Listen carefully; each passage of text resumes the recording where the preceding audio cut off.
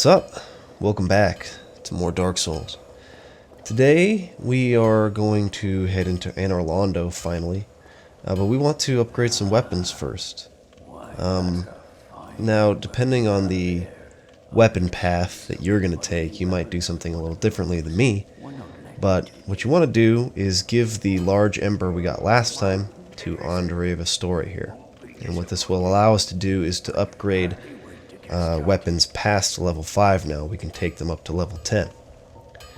So just go into the modify equipment. I'm going to modify both the washing pole and the Uchigatana to +6. And then I will go ahead and start reinforcing them after that up to level 10. So that's my goal, is I'm going to get the washing pole and the Uchigatana up to level 10. Now, you might run out of large Titanite shards as you're doing this. And so in, I think it was video 11, I showed you where you could go to get more. And I'll do that again now, just for sake of convenience. So up here at the top of Sen's Fortress, you jump across this bridge and come in here and talk into this guy, and he will sell you large Titanite shards. So you may have to do a little bit of farming, but you know, it's worth it. What you want to do is to get one of your main weapons that you're using up to level 10. I'm going to do that with the washing pole and the Uchigatana. But you might also want to upgrade another curved sword, whether that's a Shotel or whatever it is, another curved sword. Probably not an Uchigatana, because we're going to be using a boss soul, the Quelaag boss soul, to upgrade the sword into something else. Anyways, to get to Anor Londo, go up to the top of Sen's Fortress, where you fought the big iron golem, and there's like a dark circle in the center. You just interact with that circle and you'll be taken here to Anor Londo. Now don't worry about this stone giant here. He won't attack you if you leave him alone. So just kind of run past him. There are a few more stone giants around here. You can see there are 2 back there behind me. There are a couple more up there ahead of me. They're pretty hard to kill at this point, so don't bother fighting them because they won't really come after you unless you attack them. There's a bonfire in here. Make sure that you ignite it. And you can talk to this NPC here. This is the Firekeeper of Anor Londo. So you want her to stay alive if you want to be able to use the bonfires. But you can upgrade your Estus Flask here with this NPC. So yeah, there's that, just so that you guys are aware. I don't think I have any Firekeeper souls right now, so I should go get some more Firekeeper souls soon, because my Estus Flask +1 is not going to cut it much longer. But I'll do that some other time. Today, well, let's go and explore Anor Londo. It's a nice, warm area, kind of a contrast to some of the colder areas that we've been in so far. So, one thing you're going to want to just accept at this point, this is one of the areas in the game where it's very easy to die. It's very, very easy to fall off of ledges. It's very easy to get knocked off or shot off of edges and fall and die. You will die a lot in this area. I'm just warning you now so that you will, I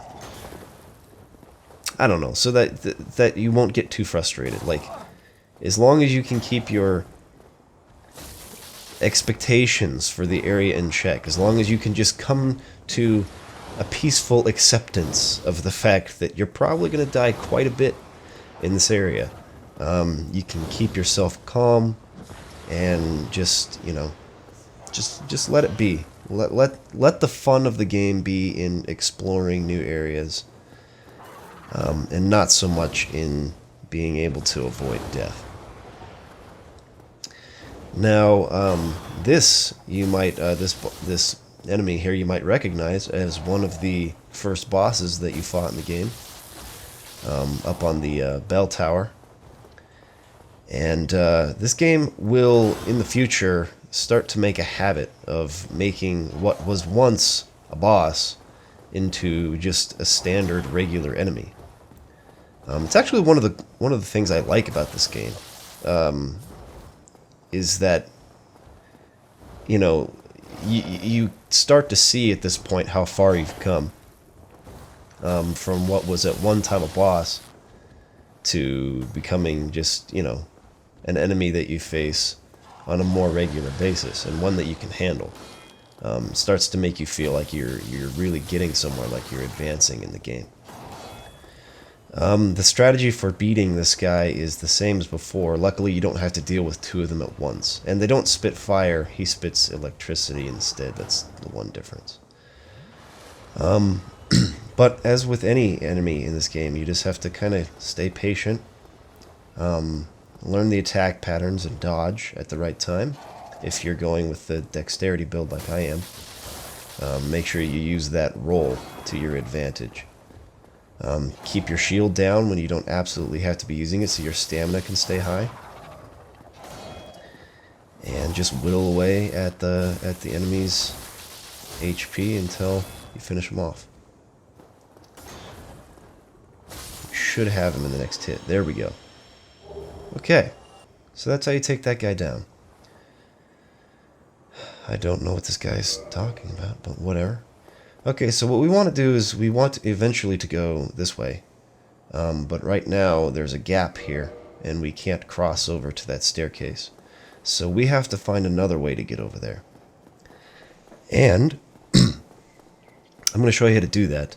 It's kind of unconventional, and you might fall and die a couple of times, but just, you know, just stay patient. It's okay. You'll be all right. All right. So over here we have a chest with Demon Titanite. Demon Titanite's important stuff. You want to pick that up. Well, I guess its importance depends on if you're wanting to use a demon weapon or not. And if so, you'll want to upgrade that weapon, and Demon Titanite will come in handy if that's the case. So you can go up the stairs there to the left, but it won't really take you anywhere. What you want to do is drop onto this thin ledge and then walk up this way. Be careful with the camera as you're passing through underneath these pillars and stuff. Sometimes it goes kind of wacky and you'll fall off. Then you want to... Oh, I barely made it. Yeah, it's kind of just a thing you have to get a feeling for, some of these jumps you have to make. Watch out, there'll be some enemies that'll try and drop on you and kill you. They throw knives too, so watch out for that. But yeah, there are a lot of places coming up where you can fall to your death, and it really just comes down to experience, like just learning how to walk and navigate and get a feel for how to safely do all of this.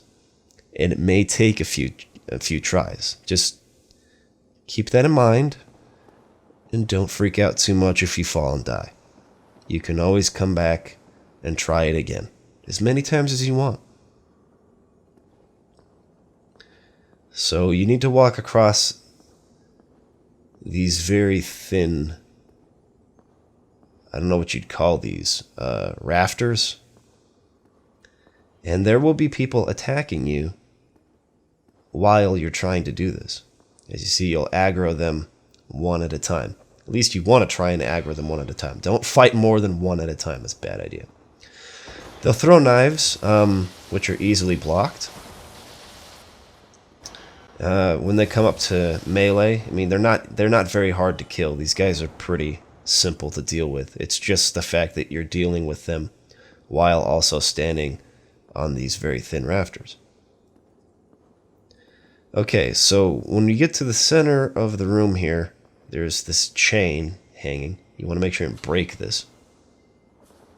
There we go, we broke it. And that makes the chandelier fall down to the ground. There's some items we can pick up from that here in just a little bit. So just make sure you do that along the way. Just keep walking. And make sure to stay calm. This is a game, remember, that you're playing. This is supposed to be an enjoyable experience. Don't let yourself get too worked up about it. Otherwise, it's not fun anymore. You can do it. It might just take a little practice.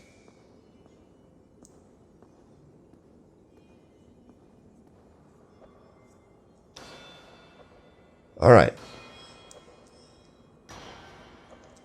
Once this guy decides to stop throwing knives at me, there we go. Eventually they will stop. Then we can take care of him, and that'll be the last of these, I don't know why I let him do that. The last of these enemies to deal with up here. And then we just need to walk over, and you can see to the right there's a ladder to climb down and a fog wall we can pass through.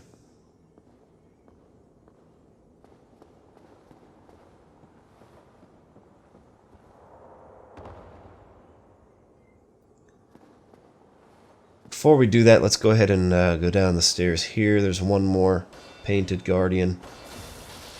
Kill him real fast. I really do like the spear in that you can defend and attack at the same time. It totally kills your stamina, but it is a nice perk to this weapon. Unfortunately, I'm not going to be using it very much longer. Okay, let's go ahead and pass through this fog wall and head straight ahead. As you can see, this is a lever right here, but we can't pull it right now. So let's head this direction. There is another lever system here in the center. Let's go ahead and push it forward. And what this will do is lower the staircase and complete the bridge. And now we have a shortcut back to the bonfire, and we don't have to go over those rafters ever again. There's another gargoyle. I'll come back and fight him later. Okay, once you've gone back to the bonfire, replenished your Estus if you needed to do that. Then come back. I can't believe he hit me. Then come back and kill the second gargoyle. The gargoyles do not respawn like a lot of other enemies do when you rest at bonfires. So once you kill them, they're gone for good, which is nice.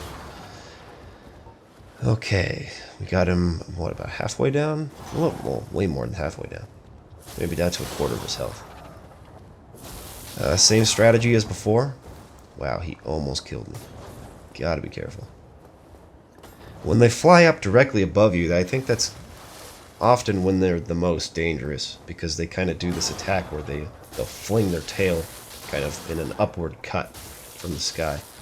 It's kind of hard to avoid it. It's that attack right there, by the way. So just watch out for that. That's probably the most dangerous attack that they have. All the others are pretty telegraphed. They're pretty easy to see coming and fairly easy to avoid. Almost got him. There we go.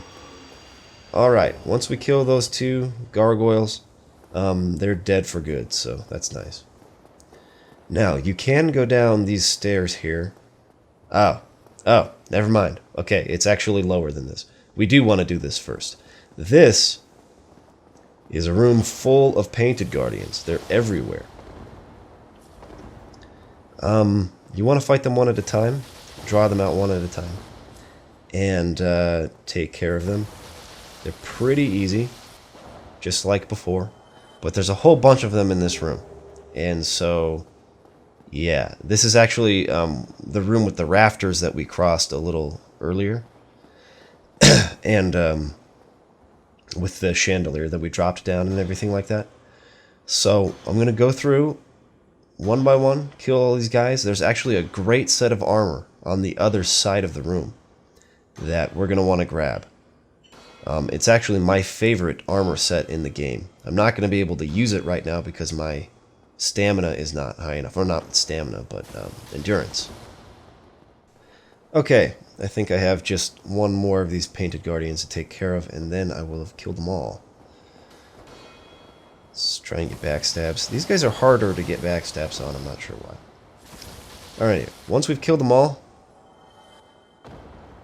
right over here in the corner is an armor set. It's the black iron armor set, and it is freaking awesome. It has really high poise, really great defense. It's got great fire defense. It's just all around a really awesome armor set.